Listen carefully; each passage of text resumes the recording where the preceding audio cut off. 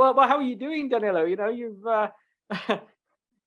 been doing a lot of things since I last saw you on Zoom. I think Valencia 21. So a lot's been happening.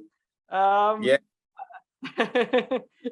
I guess if we start at the beginning of the year, the Dakar adventure, as you're talking about now. So you're thinking about next year already, is it? At the moment, I think we are a bit late. We were talking just about this a few moments ago. We were talking about the equipment and all the issues I got, and I first want to focus myself on the Moto America, on this championship, and then we'll see. At the moment, I think for sure last year with KTM, it has been for me a really a big gift. What KTM did for me, and it's difficult to organize everything. I don't have the clear situation for next year. I don't want to leave Ducati again, and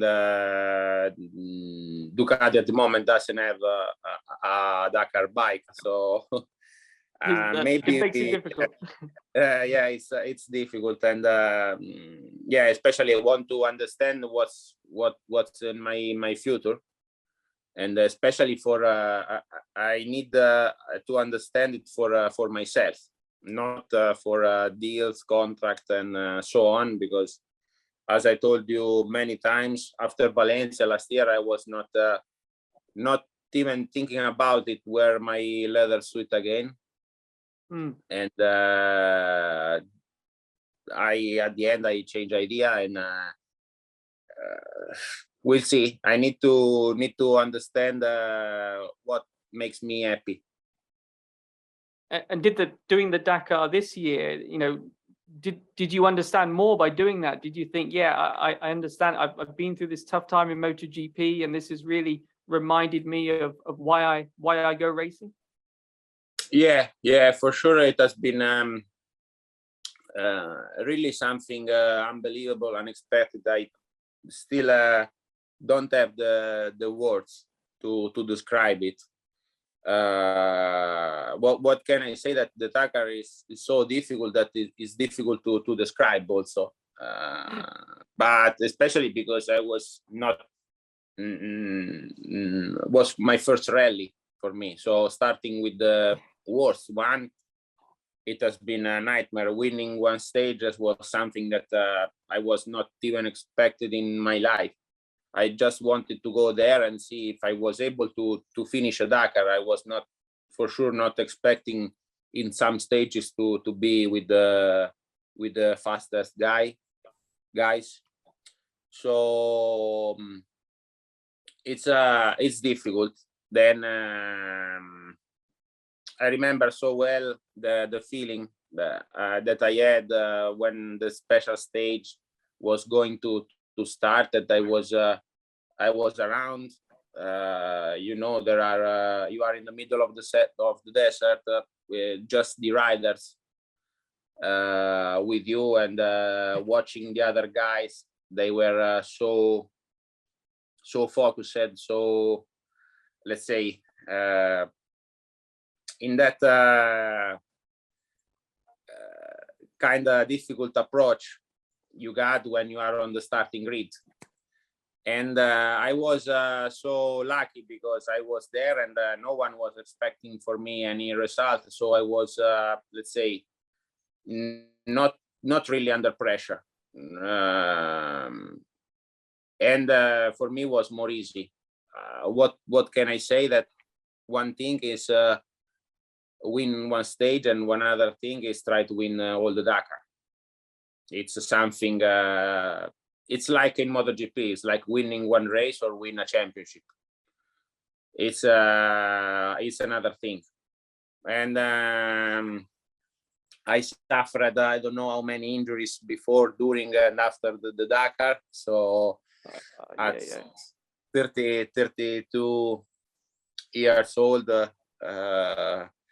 I I'm 32, and I'm starting to see things differently, also on road racing. I don't know if I'm getting old, or I was quite used to have such a safety standards, safety protocols, but you start to look everything in another way, and the Dakar is really dangerous. I mean, in a way, it's safe because this year I heard many, when I was complaining about the safety standard of the Moto America, everybody say, come on, you have won one stage of the Dakar, you finished the Dakar, and you complain about the risk of this racing. And I must say that it's completely different, because at the Dakar, when you see something that is not clear, you don't see out of, I don't know, over the cliff or over the bump, you don't see, you just brake, looks what's around, look what's going on, and then you go. Sometimes the problem is that you were thinking that you have the situation under control and you crash at such a speed. But in Moto America, sometimes you have to take some corner slower than you can do, because maybe there are 2 or 3 types of tarmac and the wall is so close, and you say, I cannot go and push in this corner where I can gain maybe 1/10, 2/10, but if I crash there, I can get injured very bad. And it's not trying to go as fast as possible in a place where it's so risky. It's a quite different approach, quite different, let's say, level of danger. But this was just to say that after my biggest mission in MotoGP, I don't want to take any other big risks in my life, and I knew that I gave everything I got, and I want to enjoy riding bikes, and so for this reason, I always caring about the safety of the riders and the people. And why did you decide on Moto America, Danilo? A lot of fans ask us, why not Superbike for you? Obviously, you came from a Superbike background, but what was it about Moto America that you were looking for? I was just tired of everything last year, and I knew going to Superbike was more or less the same pressure I had in MotoGP. Same kind of approach also for me. Same training, managing the pressure, and I was tired. And for this reason, I said I don't want to retire, because I want to still have racing, but don't want anyway. I want to enjoy. I enjoy racing without any pressure. For this reason, I say, okay, I try the Dakar, but as an experience, and foresee if I'm able to do that. Then we started testing with KTM, and in the meanwhile they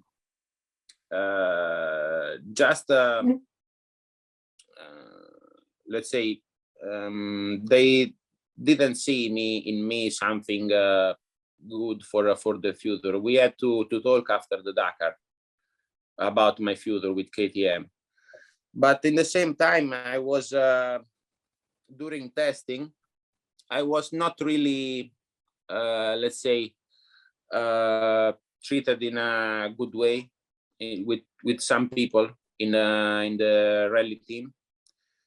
I understood that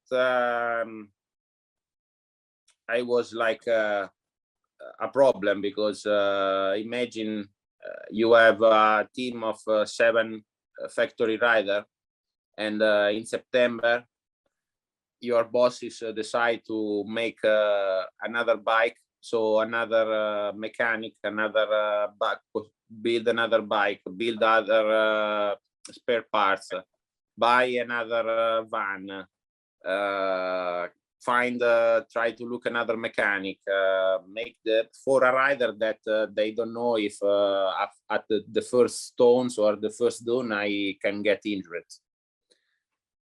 So during testing, I really felt that I was not really welcome, in few words. And Right. not because I was expecting a warm welcome, but I didn't know anything about rally. The first day I joined the team. The day after,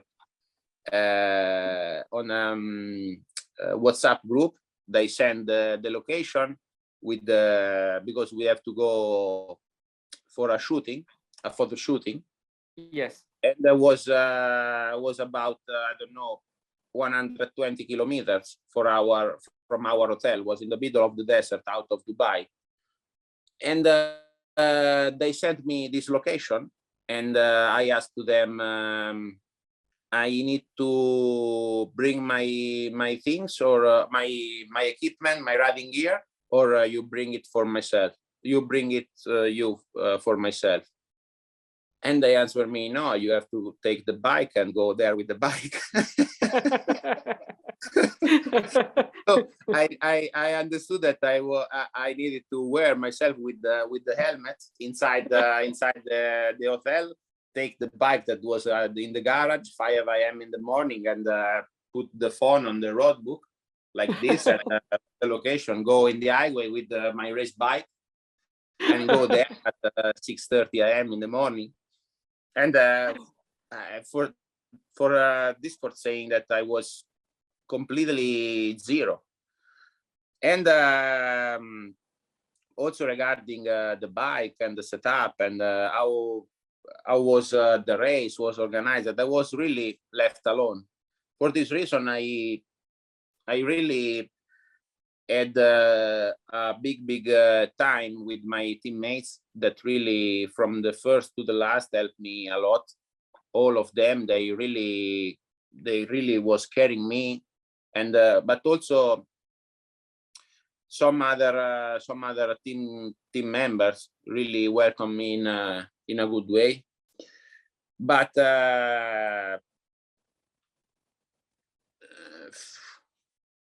it happens everything in the day I got injured, and this member of the team that is one of the bosses, I got injured in the middle of the desert, and I did 160 kilometers in the middle of the desert with a broken fibula. And so I was coming back from the desert with the broken talus and broken fibula. This guy come to me and says, I told you this sport is not for pussies. So I said, I just let's say keep it in mind. And then all the problem I got at the Dakar on regarding my bike, because just my bike had the problem. I said, okay, I got really angry, because then the last time my bike blew off, I almost crashed, and I saved the bike just for a while, and I got angry, and I said, okay, if you don't care about me, I just don't care. And we start thinking. I start thinking about. I say, okay, maybe going to America is fun. I see another continent, another country. For sure, the pressure is less. I don't need to be really at the top. But then after the Dakar, there was a lot of pressure on me, and for sure also joining USA was everybody's looking at me, but it's something that I really like. I'm thankful for this, and then for sure I understood that the tracks are really different from what I am used to. It's like going to BSB, British Superbike, where you need really to know the track because they are really bumpy, really many different types of tarmac, corner that I never seen before. So yeah, you need to really know the track, but it's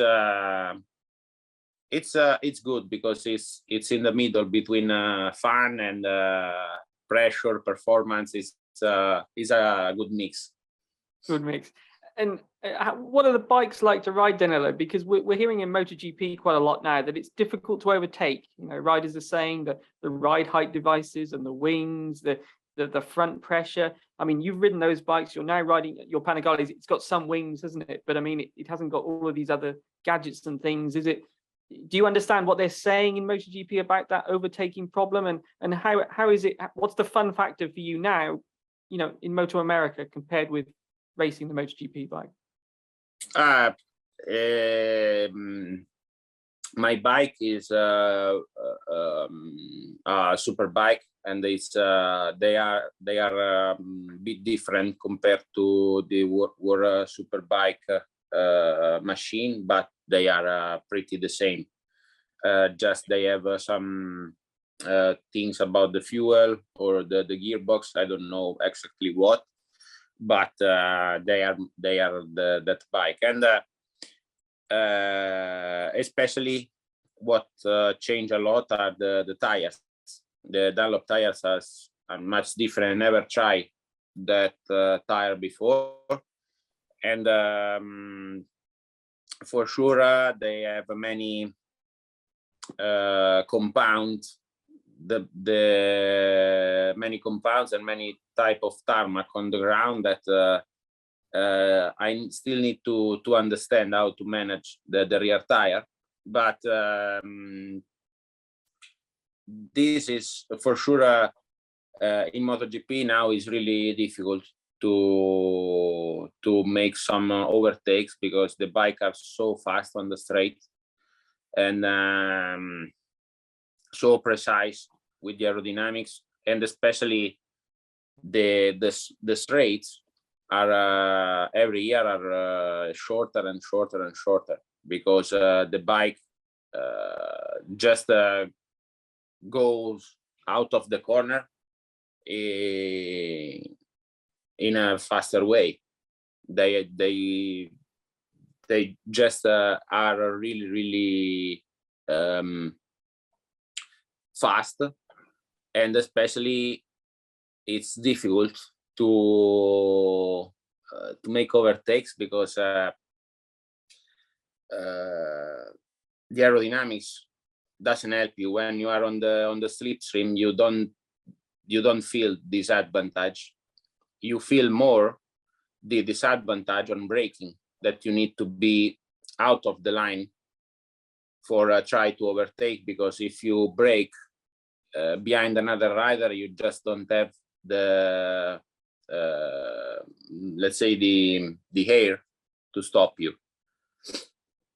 So in this way, and then also that the tire are I think every year they are a little bit better. You cannot brake as hard as we did I don't know in the past, because they are so sensible. And I remember so well, I mean, my difficulties began at the beginning of 2020 when the rear tire doesn't help me to stop the bike. And I I just get worse on braking. That was my strongest point. And with this bike, you can see clearly that when we were braking, yeah, we just have a bit of stoppy. But if you compare some photos of some year ago, you remember the bike were just braking with one tire and all along the way.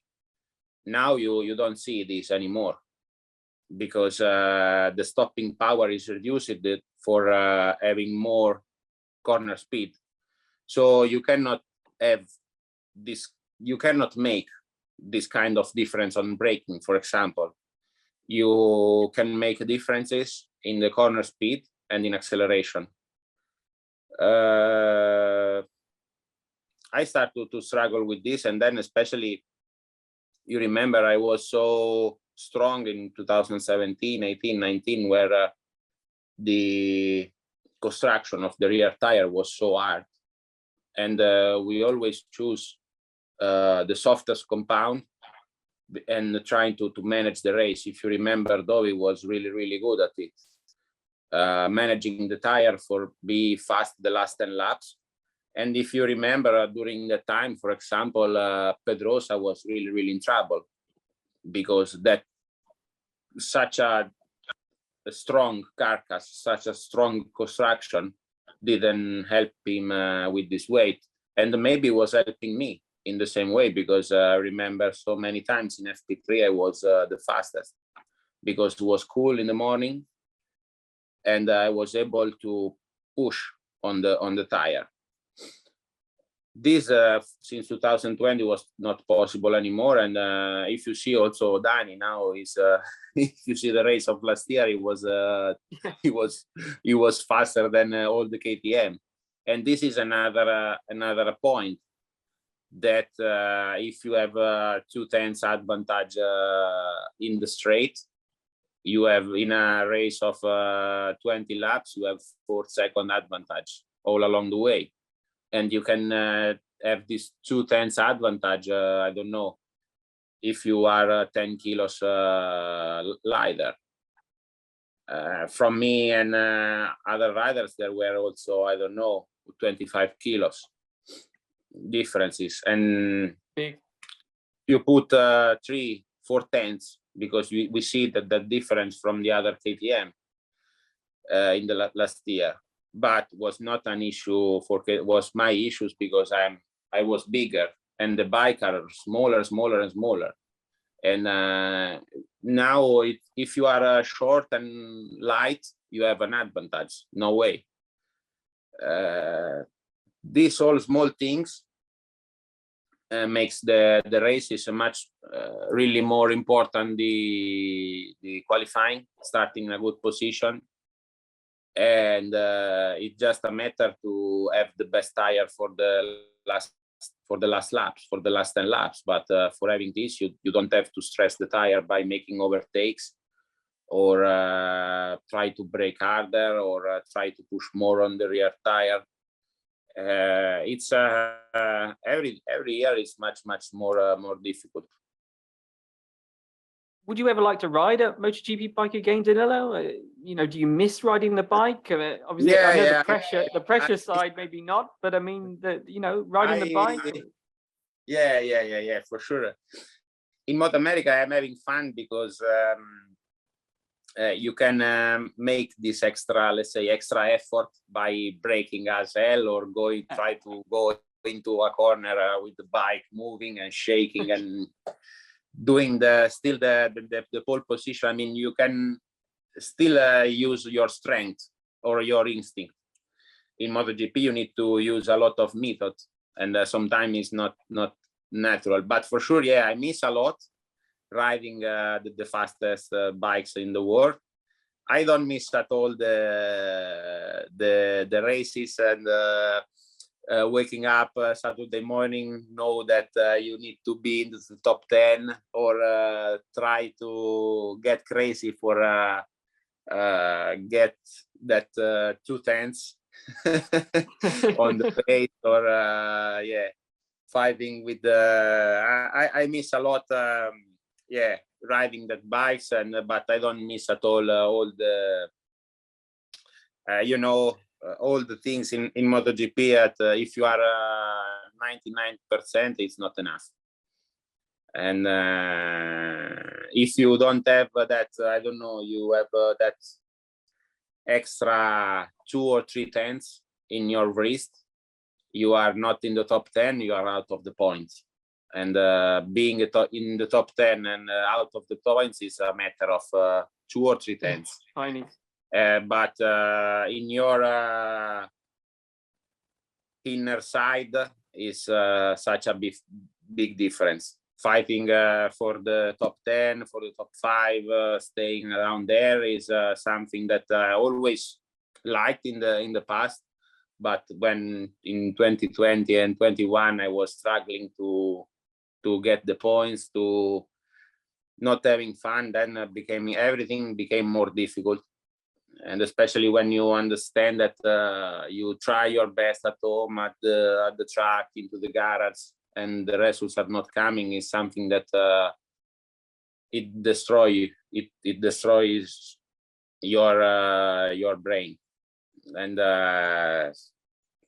I understood that I was still one of the old school riders, and I was heavier for MotoGP. I was not physically 100% because I had a lot of crashes during my career. Not really big, but the age is counting. And I recognize that I say, if I need to stay there, I want to stay in MotoGP for fighting for the top, not for staying in the back, because it's something that I don't like. I recognize that I was not the best one, so I say cannot win any other races. I think just maybe on the wet, but it cannot it cannot rain every Sure. Sunday. I mean, is test riding something that would interest you then, Danilo? Or is that a sort of a balance between riding the bike but not having the pressure? I mean, this is what Casey Stoner also spoke about. I mean, is it something that you'd be interested in? Or? Yeah, maybe, but with my size and my weight is something that sometimes we had some talks about this with KTM, but they say if you are a test rider for us, then we have the smallest rider with the biggest rider. I mean, Pedrosa and you, and which way we have to follow. And if you look now at the MotoGP grid, they are really getting small and light. And Espargaro it's quite tall. It's maybe, I don't know, I think a little bit shorter than me, but it's really skinny. Yeah. And the other riders are just really small. And if you start with a gap of 2 or 3 tenths just on the straights, because my problem last year were the straights. And if you already start with an handicap like this, it's something that you cannot have anymore, that gap in MotoGP, because now 2 or 3 tenths are vital in MotoGP.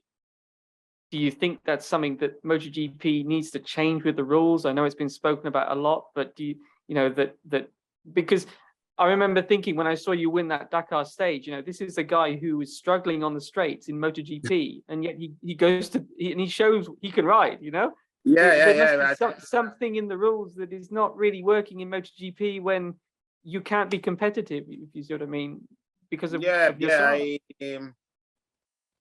I thought many times, but then it's a matter of politics, I think.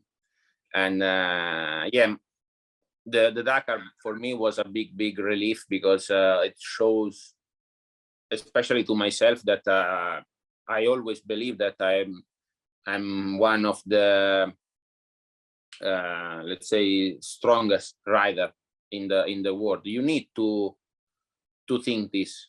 If you want to race in MotoGP, you need to think that you are the best since you are child. Since you were a child, you need to think like you are the best one. Then in MotoGP, you find other 22 riders that they think exactly the same. And was a big relief because I say, I know how to ride a bike. And yeah, I think one right thing is just put the rider plus bike weight like they did in Moto2 or Moto3. For sure, some riders are penalized, but they can, let's say, grow their weight by using more muscle, or I mean, it's quite easy. And if you grow weight like muscle, you are more powerful, and you can ride the bike better. But if you think about me, last year I was weighing 81 kilos with 9% of fat. That is quite low, and for me was, for me was not possible. I mean, yeah, was possible to weigh 75 kilos, but was not possible to ride the bike. I mean, I tried at the beginning of 2018. I was, I think 76, but I got no energy, nothing. I just, yeah, I remember for 2 months, December and January, I had just a potato and a carrot at dinner and 2 or 3 broccolis, all steamed. And I arrived in Thailand that I was, 5 kilos lighter, but still the gap with the lightest rider is 15 kilos. So, and for me was simply not possible to stand it, to stand this situation. And the gap I got was still huge, and my physical condition were not good. And it has been always my problem in MotoGP. And maybe, yeah, having like in Moto2, standard sides can help, let's say, some riders that they are struggling a bit. Now I think I heard Marini is complaining about the same, because when you are there, that you just need to find that 2 or 3 tenths that really can change your race, your championship and everything, and you just miss this 2 or 3 tenths on the straight, on the acceleration, is something that is really, really disappointing, because you are fighting with the top guys and everybody's so good in everything. And losing something by not your fault, but just because you are taller, it's something that is difficult to accept. One rider that's looking to follow in your footsteps from production to MotoGP, maybe Toprak. Now, he's a bigger guy as well. I think he's about 72 kilograms. So, you know, as I say, he's looking to, I mean, there's guys, there's yourself, Nicky Hayden, Ben Spies, Crutchlow, came from Superbike and won in MotoGP. He's maybe the guy that people think is the next one that could do it. What do you think of Toprak? Do you watch Superbike? Do you think that his size could be a problem, his riding style? What do you think, having made that move from production to MotoGP yourself? I think that Toprak shows incredible riding skills. He's absolutely a beast on braking. I don't know if in MotoGP he can brake as hard as he's doing now in World Superbike. It's really a pleasure to see him racing, and I think he can do well in MotoGP. I don't know for sure that then you need to understand in which bike he is going to ride. I don't understand if he's going to ride next year or not. and but for sure he's an incredible talent, and I think he will manage the way to go fast even in MotoGP, I think. And for sure now he's using all his skills and all the potential that his bike got. Bautista is really in a good shape, and him, Toprak, Johnny, also Ria is always really good. The Superbike Championship is really good to watch this year. They are three incredible talents, and I don't know, yeah, but I'm curious to see Toprak in MotoGP, and I think he will be fast. Your own era, Danilo, I think we could probably call it the Marc Marquez era. You know, you've raced during that time, but of course you also had Rossi, you had Lorenzo, Pedrosa, you had all of those aliens, all in your era. We were asked on our podcast recently by a viewer saying, but who will be the next alien? You know, with Mark injured, you know, who will be the next guy? And I mean, do you think that Quartararo is showing enough that maybe he will now be that guy to join that group, should we say, or do you think it's too early? What do you make of what Fabio is doing this year? No, for sure, Fabio is really a nice guy, and I think especially showing this year that he's the only one that can ride the Yamaha in this way, and winning all these races, especially having such a big gap on the straight. Because if you see also the Mugello race, he was really fast on the corner, but he was missing a lot on the straight. But he's still leading the championship, and he's always there, no matter what. I think he will be one of the best champion that MotoGP got, like Lorenzo, Stoner, Pedrosa. He's never won a championship, but for sure he deserved one for all the races he won. And like Marquez, like Rossi, and I think he will win a lot. Also, I think now that there are some riders that they got markets like Target. Martin is riding really similar. Bastianini is riding really similar as Marquez was doing. I think, and I hope sincerely that Mark can be the same Mark. Because unfortunately, when I was in my best shape, I found the best shape of Marquez and his Honda. I was so unlucky that when I was in my best shape, he was in his best shape, and I would like to see against Fabio and against all the top Bagnaia, all these riders that are now leading the championship. I think they are really such an incredible talents, and we are seeing that. Yeah, there are some riders also. Mir, I think, needs to found himself again. But if you see their riding skills, their riding style, it's much more similar much similar to Marquez than the rider from 10 years ago. If you see also the riding style of Espargaro, it's much way different compared to Quartararo or Martin. They are just moving on the bike really different, and they are really fast, change of direction, moving on the bikes. They are really nice to see, and I think they are the future of MotoGP.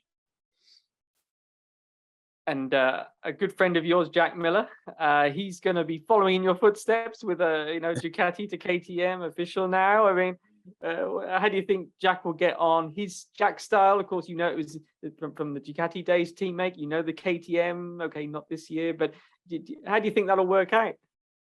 I'm happy to see Jack. I 2 days ago I sent him a message that now we can also participate in the Dakar together if one day he wants to do it. But jokes apart, I'm really happy. Yeah, with Jack, we grew up together in Pramac, and then we follow more or less, Pramac factory, and now also in KTM. And I hope he will be more lucky than me, maybe in being the top team and in the factory team for 2 years is a much better opportunity. And I think having, let's say, another factory with him, I'm happy. It's not a secret. I'm cheering for him in MotoGP. I would like to see him winning, and because he's a really good guy, and I think he will do well. Now in Ducati there are 2 people that helped me during Ducati times, Guidotti and Sterlacchini. I was one of the people that tried to steal them from Ducati when I was in KTM. Unfortunately, they just came when I was leaving. But yeah, I have what can I say, that after so many years in MotoGP, I have a great relationship with most of the people I met. So I have a good relationship both with KTM people and Ducati people, and I'm happy about this to have this relationship with a lot of people in the paddock, and I hope that they in KTM they can do a good job for Jack for the next years. And just coming back to you, Danilo, and Moto America, I mean, one of the important things I think for Wayne Rainey and Moto America is to try and get more American riders into Grand Prix racing. I mean, you know, what do you think, having, obviously you're coming from MotoGP, what do you think needs to be done to maybe help get more Americans in the sport? We've got a few in Moto2, but we had a lot of talks with Wayne, with Chuck Axland, and for trying to get the series more exciting and more nice. They are working a lot. I'm happy that they are listening a lot. I'm disappointed for what happened to me first in Road Atlanta. They got a problem. They explained they go without power with some safety cameras, and I was so angry because we did 3 restart procedure, and my bike blew off with like many others of the grid. And then the crash I had in VIR after the checkered flag, and we had a lot of talks, and for sure they are quite they are growing up, but they are still facing some problem like the tracks, because in USA they are using mostly the track for the cars, and the cars they just don't need a good tarmac or a good runoff area or safety standards, because not a lot of people ride the bikes on tracks, do track day or something like that. For example, Road America is one of the best track I ever been. It's a 4-mile tracks. It's a 4-mile track, and the layout is absolutely amazing. Unfortunately, the asphalt is 25 years old, and it's really broken. It's really full of bumpy, that there are really holes in the on the tarmac, something that I had never seen in not in MotoGP, in the MotoGP paddock neither. And they are really like, sometimes it's like going on the same tarmac as the roads, but this doesn't allow you to get the right speed for do that corner. I mean, if you have a good asphalt, a good thing, you can go ride faster. And especially what they are missing the most is the layout of some tracks that it's really different of what we are using in Europe in the World Championship. I mean, they are really racing in the tracks that are really small, really narrow, and especially where it's difficult to make the difference, because there are few corners and you just don't have the space for make the difference. And one of the things we were talking is about also the level of the bikes. They are racing with the super bikes that, I mean, our bike is a World Superbike machine, like the Yamahas, but then there are the BMWs that are a good level, but then the other bikes are just super stocks. So maybe a rider is good, but they don't have the same bike. So we thought, I said, why we don't have like a stock 1000 championship, and try at least to have some such good riders, but they want to prepare the riders for racing with a World Superbike machine. So there are, I mean, the blanket in racing is always short. When you try to fix a part, you break another thing. I'm happy.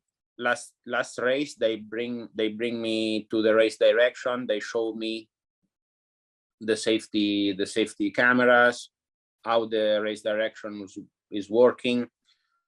I mean, I will be happy to see, let's say, other riders came from Europe for World Championship and racing USA, and we are trying to at least to exchange information. But for me, I think that they need to understand that maybe it's a good idea to race a pair of time in some kind of tracks and don't go in another kind of track. But in the same time, they have problem with tickets, because they want to sell more tickets, and they just maybe not going in Virginia, they leave empty a complete area of USA without no racing. And I mean, they are putting really, they are making a big effort, really such a big effort to do that. And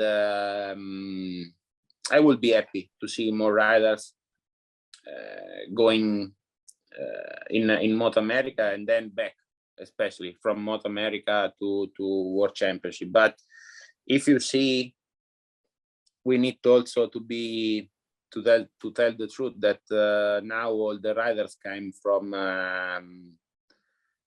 the World Junior Championship. Really few riders, like you said, like me, Cal, Niki, or maybe Toprak, is going from super stock, super bike to MotoGP, because now you have to follow Moto3, Moto2, and then MotoGP. For a team, it's difficult to take. I mean, Gagne is really fast, Scholes is fast, Peterson is fast, but you need to take a gamble to pick a rider and that doesn't know the track, put him on a World Superbike, and every track is new. Gerloff is such a big talent, but he's struggling a lot now. Do you think the age limit being raised for Moto3 and Moto2 could maybe help some riders from outside Europe to come in a bit later and have a bit more time to be competitive? Or Yeah, I think at least they can have such more experience. I think that then it's like you need to follow such a road, but sometimes, especially with the Moto2, some riders came from Super Sport or from Super Bike, and they can be fast on a Moto2 and then go to MotoGP. Or maybe like Toprak is really good on a Super Bike that maybe is good also on a MotoGP bike.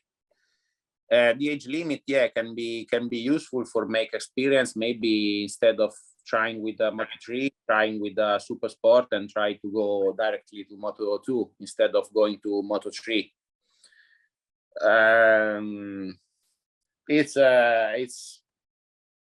It's difficult, not easy, yeah. It's not. It's never easy. I think that I like in Moto America is they race with the bikes that they really use on the road. They race with the hooligans. You race with the naked bikes, the beggars with the Harley, the Indian. I think that maybe Superbike can be more attractive is to have racing with the bike that you see on the roads. It's a good way, especially because the races are so unpredictable, because the level, the bikes, it's like what I was saying about Moto America or about World Superbike, that you can still have, ride over the limit. I don't know, like maybe Toprak is doing. You cannot see that such a big difference, maybe with markets, but someone that is really riding in a different way, and going lower with the level of the bikes makes the rider more important. And for this reason, you see, I don't know, the baggers that are bikes that you could never think about put that bike on a racetrack. The races are so fun to watch because they got the bike is wide like this, so when you are in the slipstream, the rider behind you pass you because you remove a lot of air, and every straight they change the position. And the hooligans that they race with the Street Fighter with naked bikes, they don't have absolutely a fairing, so they in the same way they're fighting a lot on the straight, and the overtakes are a lot. And especially for the people that really ride the bikes on the road, that maybe they are not so passionate about racing, it's a way to watch races. They have really such good good ideas, and it's a thing that really I would like to see also in World Superbike, because the difference between a factory bike and a private bike in MotoGP is so huge. You cannot win with maybe you can win a race with a satellite bike, because the difference is so huge. And then world championship is different, but for sure having also a good super sport can prepare you to go in Moto2 and having good results also in MotoGP. And I was just wondering, have you tried electric bikes? Ducati's coming in with the electric bikes next year. What do you think of them? There's I don't know, there's a few off-road bikes as well that are electric now. Let's say, I hope that they, for me, for having racing with the electric bike, I hope it's still far, because one of the things that helps you to get in love with the bikes is the sound. when you hear a MotoGP bike, that you hear the sound before the bike coming. It's something that you cannot forget. I remember so well. I was 4 years old when my father just pulled me out of the box, and I heard the RGV 500 of Schwanz. I still can feel the sound of the bike warm up. Was absolutely incredible. And the sound is something that you cannot buy, or you cannot compare with such these things. And but I'm following the electric bikes, the dirt bikes especially, for the environment, because where I live in Italy is, and also I think also in Great Britain, is always much difficult. Every day is becoming more difficult to have trucks, and having electric bikes that